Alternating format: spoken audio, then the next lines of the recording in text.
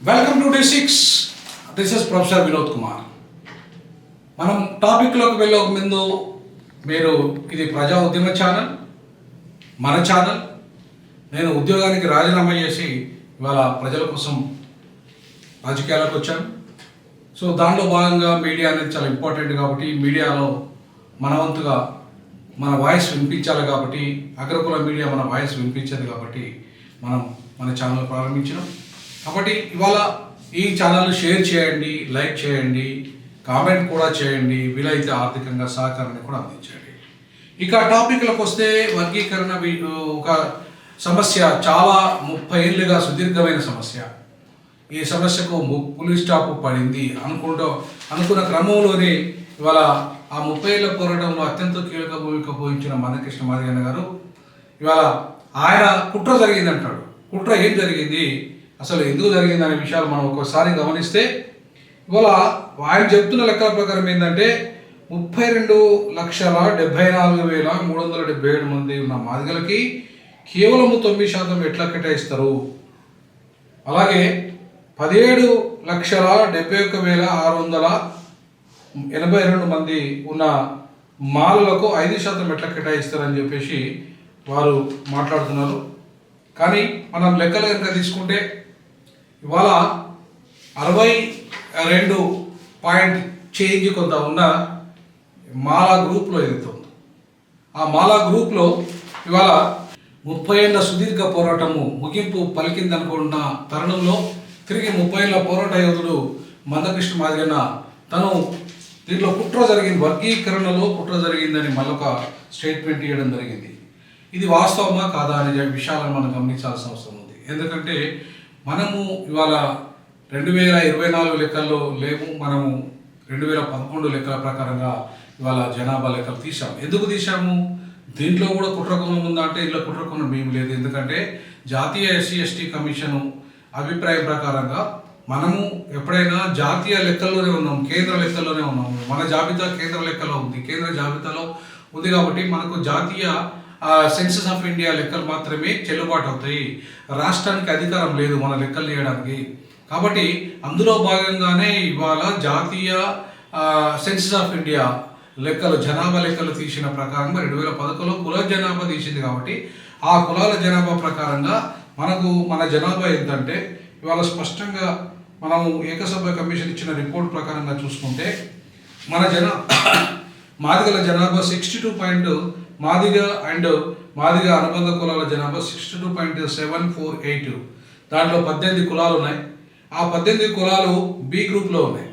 So ఈ B గ్రూప్లో ఉన్న 18 కులాల జనాభా మొత్తం జనాభాతో ఇవాళ 62.748 ఉంటే 9% దాంట్లో వర్గీకరణలో భాగంగా మనకు వచ్చిన వాట. అందులో ఇవాళ మళ్ళీ మాలల విషయానికి వస్తే వాళ్ళు 26 కులాలు ఉన్నాయి. అంటే దాదాపుగా 8 కులాలు ఎక్కువ ఉన్నాయి. ఇందులో 8 కులాలు ఎక్కువ ఉన్న కొంత మెరుగైన ప్రయోజనాలు వాళ్ళు పొందిన కారణంగా వాళ్ళు 33.963% ఉన్నప్పటికీ జనాభా అంటే 0.5% కంటే ఎక్కువ మన దాంట్లో. అంటే మనం 9 అంటే వాళ్ళకి 0.5% కంటే ఎక్కువ ఉంది కాబట్టి మాలలకు అండ్ మాల అనుబంధ కులాలకు 5% జనాభా, 5% వాటా వచ్చింది.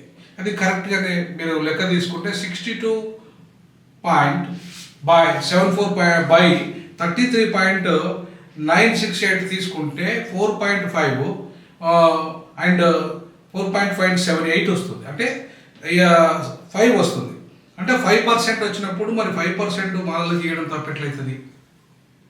ఇవాళ 62.748 ప్రకారంగా ఇవాళ 18 కులాల జనాభా మధ్యస్థంగా లబ్ధి పొందిన షెడ్యూల్ కులాలు కాబట్టి వారికి 9% ఇచ్చారు.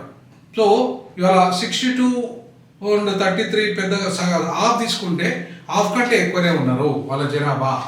అంటే మాదిగల కంటే సగం కంటే ఎక్కువ ఉన్నారు. మాదిగ జనాభాతో సగం కంటే హాఫ్ కంటే ఎక్కువ ఉన్నారు కాబట్టి వాళ్ళకి 5% ఇచ్చారు. అలాగే మనకు 9% ఇచ్చారు. సో దాంతో మరి ఎక్కడ నష్టం జరిగింది మాదిగలకు, ఎక్కడ కుట్ర జరిగింది మాదిగలకు? మరి ఇది కుట్ర ఎట్లయితుంది చెప్పండి మందకృష్ణ అన్న. ఇవాళ మీరు చెప్తున్న లెక్కల ప్రకారంగా 32 లక్షల మంది మాదిగలు, 32,74,377 మంది మాదిగలు ఉంటే 5,71,682 మంది మాల అనుబంధ కులాలు ఉన్నాయి. సో ఇవాళ మాదిగ అనుబంధ కులాలు కలిపితే ఆ జనసంఖ్య. కాబట్టి ఇవాళ ఎక్కడ కూడా మనము కుట్రకోణం ఉంది అనే దానికి అసలే అర్థం లేని విషయం. అందులో ఏ జనాభా కూడా 100కు 100% రిజర్వేషన్లు ఉన్నాయి. అట్లంటే బీసీలో 52% ఉన్నదని చెప్పేసి సమగ్ర కుటుంబ సర్వే చెప్తున్నది. అయిన వాళ్ళకు మన రాష్ట్రంలో 29% రిజర్వేషన్లే ఉన్నాయి. 52 ఉంటే 52% రిజర్వేషన్ ఇచ్చారు. ఎప్పటివరకు వాళ్ళకు కూడా ఏబిసిడీలు ఉన్నాయిగా. ఈ రాష్ట్రంలో ఏబిసిడీలు ఎప్పటి నుండో ఉన్నాయిగా. మరి ఏబిసిడీ ప్రకారంగా మరి వాళ్ళ జనాభా 52% మంది 52% పెంచి ఇచ్చిందా? ఇయ్యలే కదా. కాబట్టి ప్రపోర్షనేట్ రిప్రజెంటేషన్లో భాగంగా వచ్చిన రిజర్వేషన్లు ఇవి. అబ్సల్యూట్ జనాభా ప్రకారంగా వచ్చిన రిజర్వేషన్లు కాదు. నీ ప్రపోర్షనేట్గా నీ వాటానికి రావాలి, నీ వాటానికి దక్కాలి అన్నప్పుడు ఇక్కడ ప్రపోర్షనేట్లో ఖచ్చితంగా మాదిగల వాటా మాదిగలకు దక్కుతుంది, మాలల వాటా మాలలకు దక్కుతుంది. అంతో ఇంతో ఏదన్నా అన్యాయం జరుగుతుందంటే ఉపకులాలకు మాత్రమే. ఎందుకంటే మీరు ఒకసారి 15 కులాలు ఏవైతే 1%లో తీసుకుంటే వాళ్ళ జనాభా 3,02,288 ఉంది. అంటే 1%కు ఇవాళ మనం తీసుకుంటే 15 కులాలలో దీంట్లో సామాజికంగా ఆర్థికంగా మరి విద్యా పరంగా అత్యంత వెనుకబడిన పట్టించుకొని షెడ్యూల్ కులాలు అన్నారు. కానీ దీంట్లో ఒక 2 కులాలు మాత్రము మందకృష్ణను ఆరోపిస్తున్నట్టుగా ఎవరైతే బైండ్ల కులం కానీ తర్వాత మన్య కులం కానీ కొంత అడ్వాన్స్ ఉన్న కులము, ఆ 2 కులాలని ఇలా చేర్చడం అనేది కరెక్ట్ కాదేమో. దీంట్లో వాళ్ళని తిరిగి మాదిగా అనుబంధ కులాలుగా చేరిస్తే బాగుంటుంది.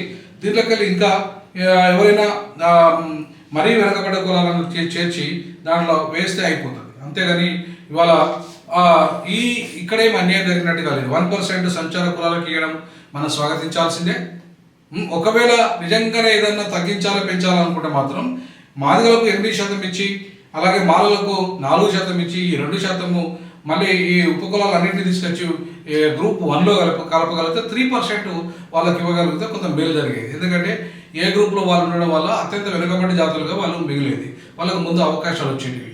అట్లా కాకుండా ఇవాళ మాదిగ అనుబంధ కులాలు కలపడం వల్ల కొంత మాదిగలే అడ్వాన్స్గా ఉన్నారు కాబట్టి మాదిగలే ఎక్కువ లబ్ధి పొందే అవకాశం ఉంటుంది.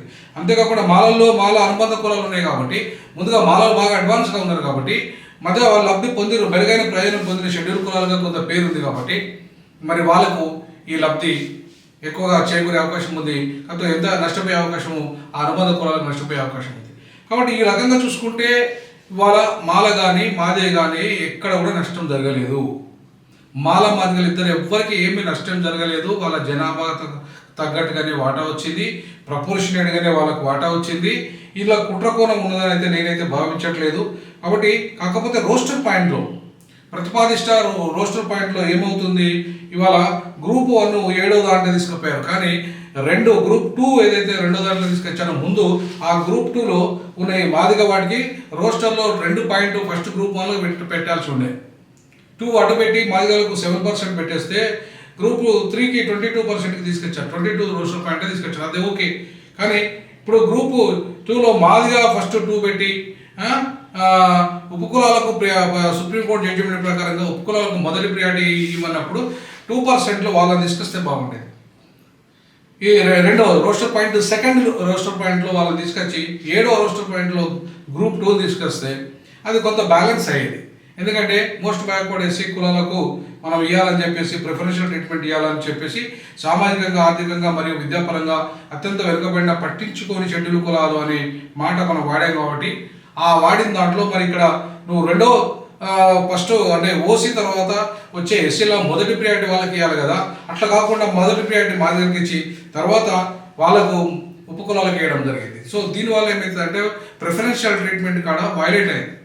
ప్రిఫరెన్షియల్ ట్రీట్మెంట్లో ఇవాళ గ్రూప్ 1కి 2వ రోస్టర్ పాయింట్ ఫిక్స్ చేసి గ్రూప్ 2కి 7వ రోస్టర్ పాయింట్ ఫిక్స్ చేయగలిగితే దాంట్లో కొంత మేలు జరిగేది ఎవరికి ఉపకులాలకి. సో కాబట్టి ఇప్పటికైనా కూడా అట్లాంటి ఒకవేళ గెజెట్ విడుదల చేసే ముందు వీలైతే ఇవాళ 3% ఈ ఉపకులాలకి దీంట్లో ఒకటి దాంట్లో ఒకటి తగ్గించి ఇస్తగలిగితే వాళ్ళకి మొత్తం దీంట్లో ఉన్న ఉపకులాల సంఖ్య పోతుంది. ఉపకులాల సంఖ్య ఇప్పుడు ఎంత ఉంది దీంట్లో అంటే 15 కులాలు అంటే 14 కులాలు ఇందులోకి వెళ్ళిపోతాయి. అట్లాగే మాలలోకి వెళ్ళి 26 కులాలు అంటే 25 కులాలు పోతాయి. 18 కులాలు 18 కులాలు అంటే 17 కులాలు మాదిగలలో పోతాయి. అట్లాగే 26 కులాలు అంటే 25 కులాలకు మలాలకు వెళ్ళిపోతాయి. కాబట్టి అక్కడ 17 కులాలు, ఇక్కడ 25 కులాలు, అక్కడ 15 కులాలు కలిపి మొత్తం ఎన్ని కులాలు అయితే అంటే ఇవాళ అంటే చాలా 57 కులాలు అయితే 57 కులాలకు 3% ఇచ్చి మాదిగలకు 8%, మాలలకు 4% ఇవ్వగలిగితే ఇంకా అద్భుతంగా ఉండేది. ఎందుకంటే మోస్ట్ బ్యాక్వర్డ్ కులాలకు మొదటి ప్రియారిటీగా వాళ్ళకి ఇచ్చి ఉంటే గ్రూప్ 1లో వీళ్ళందరినీ ఉపకులాలను చేర్చి ఉంటే అద్భుతంగా ఉండేది, ఏ కొట్లాట ఉండేది కాదు. ఇంకా ఇప్పటికీ మళ్ళీ మాలాలే మాదే తిన్నారని చెప్పేసి ఈ మదర్స్ కులాలు వాళ్ళ అనుబంధ కులాలు మళ్ళా మాలలు మాదినారని చెప్పేసి వీళ్ళు కొట్లాడే అవకాశం ఉంటుంది. కాబట్టి మళ్ళీ దానికి ఉపకులాల పోరాటం ప్రత్యేకంగా ఇంకొకటి వచ్చే అవకాశం ఉంటుంది. కాబట్టి అట్లా ఉండకుండా ఉండే బాగుండేది. గ్రూప్ 1లో మొత్తంగా 57 ఉపకులాలను అట్లాగే 3% వాళ్ళకి ఇచ్చి, అంతేగా మాదిగలకి 8% ఇచ్చి, అలాగే మాలలకి 4% ఇచ్చి, సేమ్ 15% కనుక ఇచ్చి, అట్లాగే రోస్టర్ పాయింట్లో గ్రూప్ 1కు 2 పాయింట్ చేసి, గ్రూప్ 2కి 7 పాయింట్ చేసి, గ్రూప్ 3కి 22 పాయింట్ పెట్టేస్తే అద్భుతంగా ఇవాళ ఈ వర్గీకరణ ప్రక్రియ జరిగింది అనుకోవడానికి ఆస్కారం ఉండేది. కాబట్టి ఇవాళ మనం ఏవైతే కుట్ర జరిగిందని కృష్ణమాదిగ అంటున్నాడో ఆ కుట్ర కేవలము ఆ 2 కులాలకే అంటే బెనిఫిట్ అయిన పూజారి కులమైన బైండ్ల, మాదిగల్లో పూజారి కులమైన బైండ్ల, అంతేకాకుండా ఇవాళ మన్య కులము కూడా ఇవాళ గద్దరన్న కులం అని చెప్పేసి అంటున్నాడు. నాకైతే తెలియదు ఇప్పటిదాకా, నేను మాలనే అనుకున్న గద్దరన్న కులం. సో కాబట్టి మన్య కులము ఏదైతే ఉందో ఆ మన్య కులము కూడా అది మాల అంటే వాటిలలో మొత్తం ఉపకులాలన్నింటినీ ఒకటే ఘటన కట్టేస్తే ఇంకా అద్భుతంగా ఉండేది. ఇప్పటికైనా ప్రభుత్వం ఆలోచన చేసేసి ఉపకులాలన్నింటినీ 3%లో చేర్చి, రోస్టర్ పాయింట్లో 2%, సెకండ్ పాయింట్ రోస్టర్ పాయింట్ 2లో చేర్చగలిగితే, అట్లాగే 8% ఒక్క మాదిగలకే, అలాగే 4% ఒక్క మాలలకే ఇవ్వగలిగితే ఏ లొల్లి ఉండదు. ఏ లొల్లి లేకుండా అద్భుతంగా అవకాశం ఉంది. కాబట్టి ఈ రకంగా ఎందుకు ఆలోచన చేయలేదు? మళ్ళీ మాలకు, మాల ఉపకులాలకు, మాదిగకు, మాదిగ ఉపకులాలకి ఈ కొట్లాట పెట్టించే కార్యక్రమం ఇది చేయడం అనేది సరైనది కాదు. బట్ ఏది ఏమైనప్పటికీ కూడా ఒక పరిష్కారం అయితే ఇవ్వగలిగింది. ఇది అలా పెద్ద దిండ్ల కుట్రకోణం ఏం జరిగిందని అయితే నేను అనుకోవడం లేదు. దాంట్లో పెద్దగా అన్యాయం జరిగింది అయితే నేను అనుకోవడం లేదు. మాదిగకైతే ఎట్టి పరిస్థితుల్లో అన్యాయం జరగలేదు, న్యాయమే జరిగింది. సో కాబట్టి మెజారిటీ కులాలైన మాదిగలకు న్యాయం జరిగినప్పుడు వాళ్ళు ఎందుకు మళ్ళీ ఇవాళ మేము రేవంత్ రెడ్డి మీద యుద్ధం చేస్తామని, మాలలు మేము రేవంత్ రెడ్డి మీద యుద్ధం చేస్తామని మాదిగలు అనడం అంటే ఏంది? అదొక రాజకీయ కుట్రగా భావించాల్సి వస్తుంది. సో ఈ రాజకీయ కుట్రలు చేసేసి ఇంకా మాదిగల్ని ఇంకా మాదిగలు కొట్లాడుకొని మళ్ళీ యుద్ధం చేసుకొని మళ్ళీ రేవంత్ రెడ్డి మీద యుద్ధం చేస్తే ఒరిగేది ఏంది? ఇప్పుడు జంగాలు రాసుకుంటే బూడిదరాలంటే అవుతుంది. ఈ beggar fighting against a beggar అవుతుంది కనిషర మాటలో చెప్పాలంటే. సో కాబట్టి మనం ఇక్కడ నుండి ఉమ్మడిగా మనం ఉద్యమాలు చేయాల్సిన అవసరం ఉంది. ఉమ్మడిగా అనేక సమస్యలు, ఇది కేవలం 5% ఉన్న విద్యావంతుల సమస్య మాత్రమే. మరి 95% ఉన్న పేద మధ్యతరగతి మాదిగ ఉపకులాల సంగతి ఏంది? వాళ్ళ సమస్యలు ఎవరు పట్టించుకోవాలి? సో కలిసి ఉమ్మడిగా కొట్లాడదాం, ఉమ్మడిగా పంచుకుందాం, ఉమ్మడిగా ముందుకు పోదాం తెలియజేస్తున్నాను. మాదిగలకు ఏమీ అన్యాయం జరగలేదు. జై భీమ్, జై పులే, జై పెరియార్.